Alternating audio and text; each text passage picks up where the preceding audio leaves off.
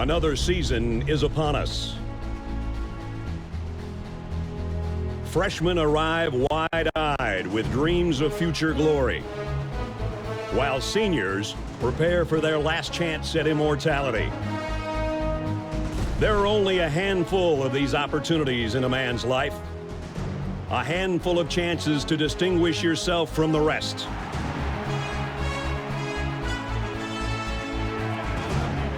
It's on these fields where history is made, where legends begin and heroes triumph. Traditions tell the story of what you represent, of those that forge the legacy you uphold. When you come charging out of the tunnel, 100,000 people will be watching your every move. How you respond to that pressure is what defines you. These are the moments that reveal your toughness, your determination, and your pride. The Roughnecks on the Sooner Schooner. Ralphie charging out of the gate. And Chief Osceola planting his spear.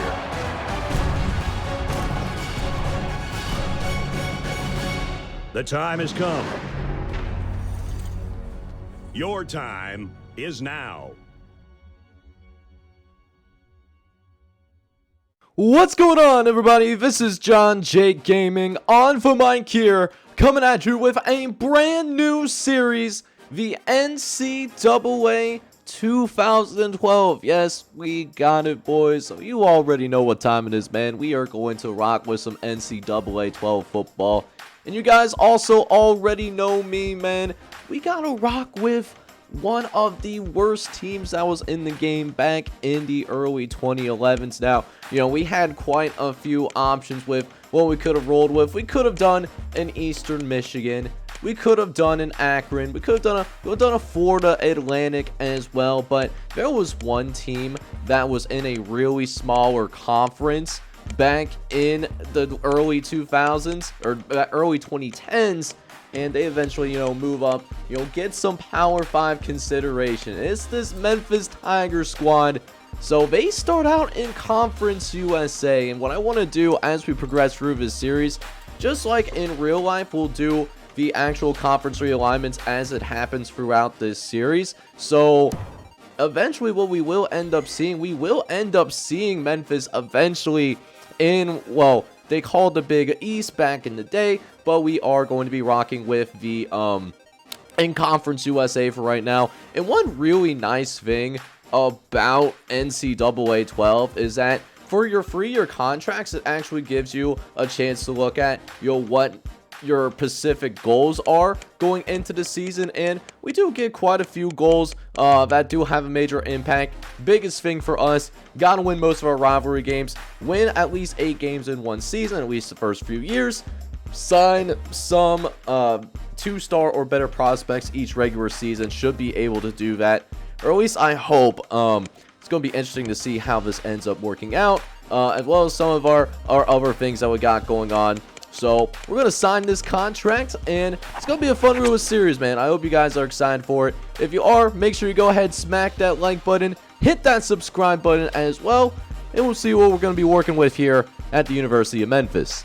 Now, what's going to be so fun about this rebuild going in is that starting things out, we are not going to be very good. I mean, take a look at our best player. Our best player is a 78 overall. He is an offensive lineman going by the name of Sam McNair.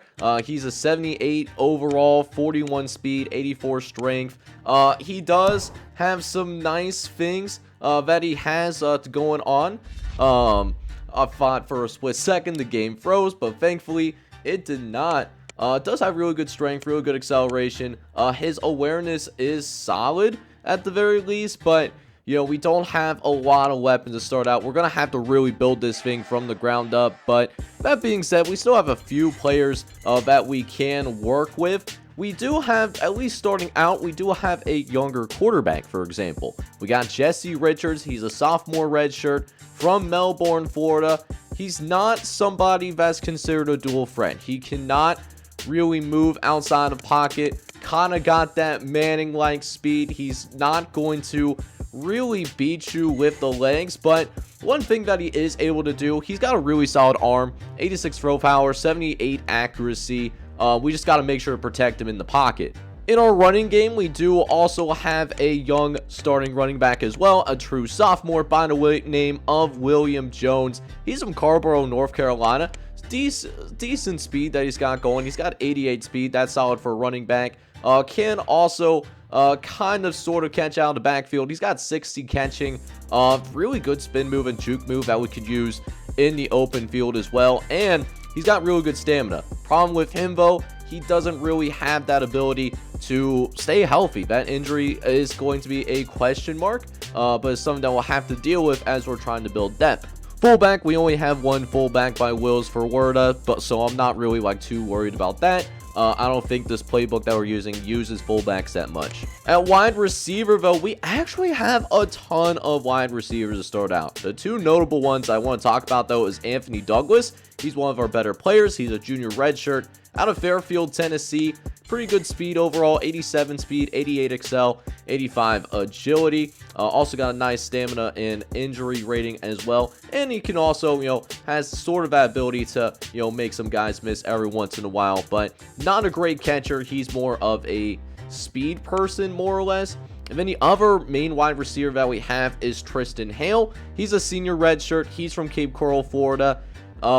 Okay speed, more of somebody that we try to throw it up and make some catches for us.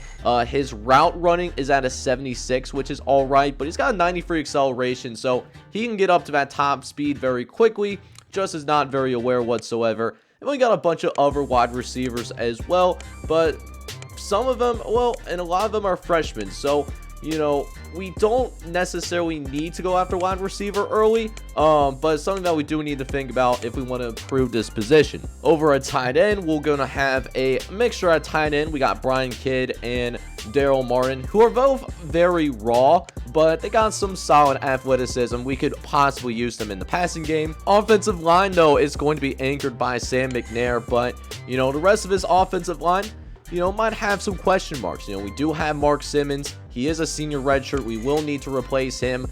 Antonio Campbell is a 69, which is usually very nice, but that is going to be a question mark as a starter, as will be Chance Coleman, as well as the right tackle, Matthew Gibson. Again, all of these guys are upperclassmen with the exception of Chance Coleman, so we will need to work on our offensive line quickly. So for left, on the defensive side of the football, we do have a couple of guys that we can utilize. The big person that I'm really going to rely on here in year number one, we're going to be looking at Michael Shaw. He's a senior from Sox, Alabama, 75 overall. He's got some good strength, 84 strength. I really do love that, but he's not fast at all for a defensive end. 58 speed. In an ideal world, I would kick him inside, make him more of a defensive tackle. But, if he is able to catch up to somebody, he's going to be able to make some plays in the open field. So that's something that we do have to work with. On the opposite side of that, though, we do have Tim Rhodes, who's kind of the opposite. He is somewhat athletic for a defensive lineman. I would like him to be a little bit bigger, though. He's only 215 pounds, but he is 6'6".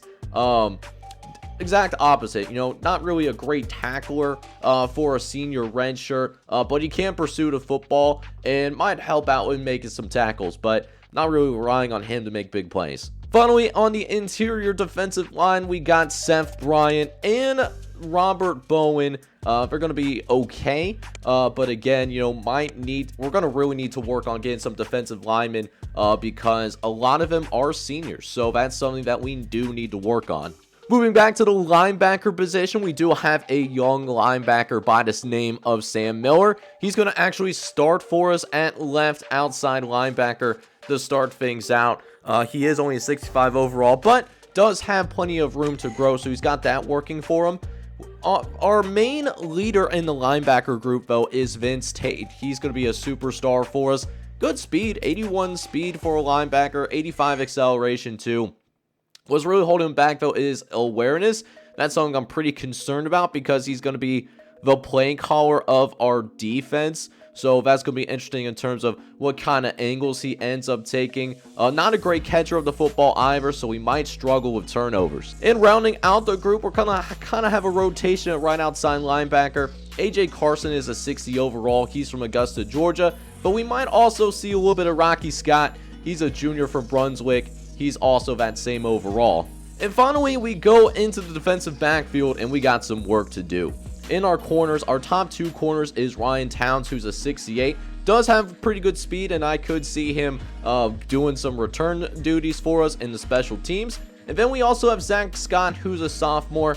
Young group of starters, especially going into that third, fourth category. Really the only senior is Isaiah Johnson and David Fry, but guys, I'm not really expecting to play that much. We're going to need some DBs. As for the safety group, it's not that much better, but at Julian Jackson, we do have a little bit of experience.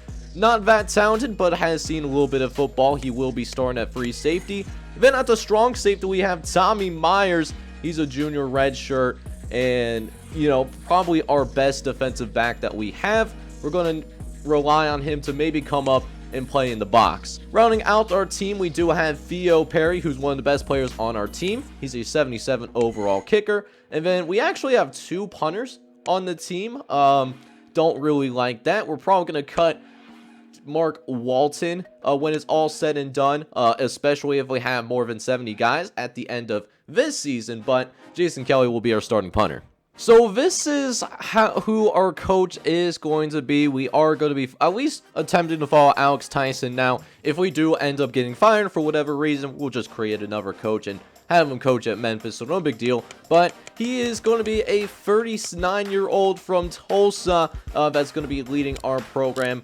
His offensive side of football, it is the Memphis playbook, so it is a little bit of a spread offense. We're going to kind of have a balance between running and passing the football, but we will try to be a little bit more aggressive than we typically are, because we are going to be an underdog, I would envision, in a lot of these games. And then defensively, we do run a 4-3 playbook. We kind of go back and forth, but similar style as our offense. We're gonna be aggressive, so that we can try to attack other teams' offenses instead of trying to let offenses dictate what they're trying to do to us, or at least that is our plan.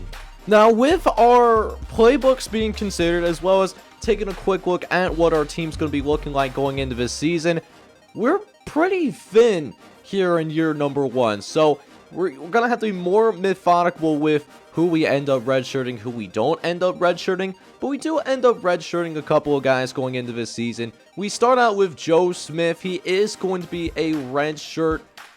He's going to be our third string guy. I think I'm going to give the nod to Matt Turner, who's a little bit slower, but has a little bit more experience with the playbook.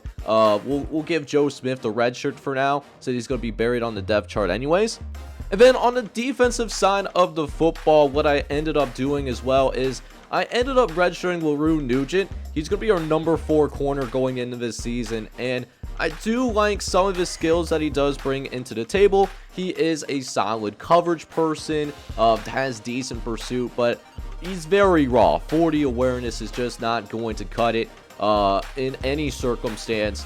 So, and he's also going to be buried on the depth chart too. So I'm going to let him redshirt, give him a year to develop, so that he has a chance to be a good player for us when he does end up becoming not an underclassman, but an upperclassman. That's really the word that I'm looking for. Words are hard, guys. But now we take a look at where does Memphis stand from a recruiting standpoint. So the good news about our team, this is obviously a 1-star program, so we aren't going to necessarily be able to go after the best players in high school football. So we're going to have to really be methodical about who we go after going into this season. But that being said, we do get some solid pipeline starting out, right? We will have the state of Tennessee that has some good football talent, and then, of course, the rest of the Southeast, Louisiana, Mississippi, Alabama, Georgia, and Florida as well. So we're going to be able to get all of those guys going, or at least all of these states going in, and that's going to really help us if we can maintain these pipelines as we get through this series. That's going to be really beneficial for us because as we get better, we're going to have advantage of really getting some high-end talent, and that's going to really help speed up eventually the ability for us to win a national championship. And that's what I want to accomplish in this series. I want to win a national championship before I wrap this up.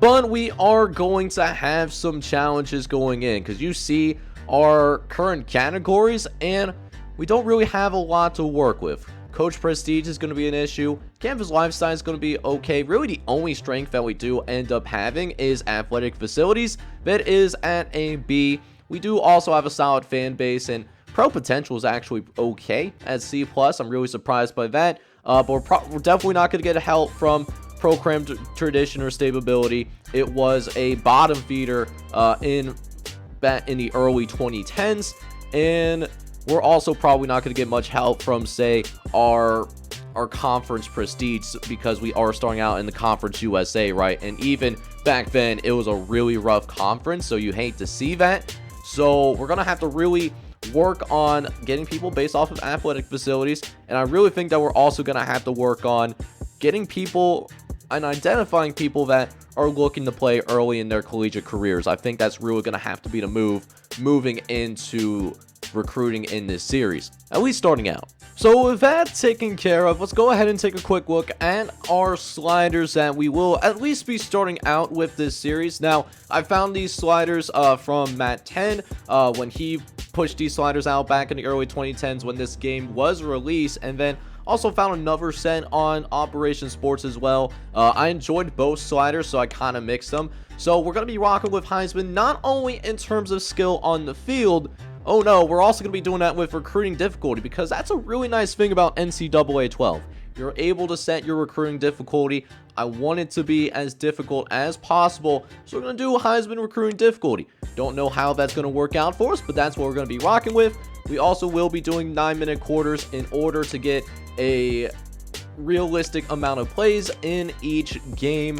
We'll also have normal game speed to work things out. And then these are going to be my sliders for the penalties. This is going to be my penalty sliders going into this series, and then this is what I'm going to be working with from the users sliders, and then also CPU sliders, right? So if we end up doing good, you know what that means, you know, we got what it takes to, you know, compete right away. If not, you know, it is what it is. But either way, just showing you my sliders right from the get-go, we're gonna have to work for it here, right?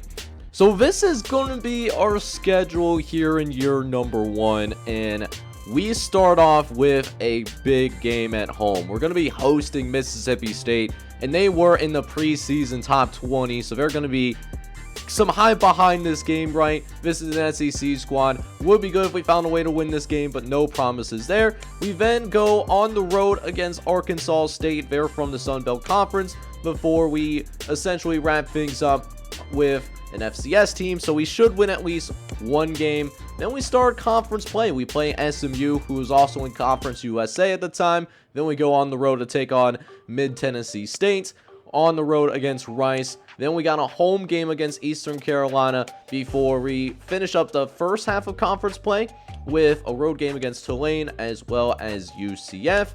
Then the last few games that we do have on the schedule, we will have UAB at home. That is a rivalry game for us. Marshall at home. That is going to be our senior day. And then the last game of the season, we will be taking on the Golden Eagles of Southern Miss out here in Conference USA to wrap up our first season.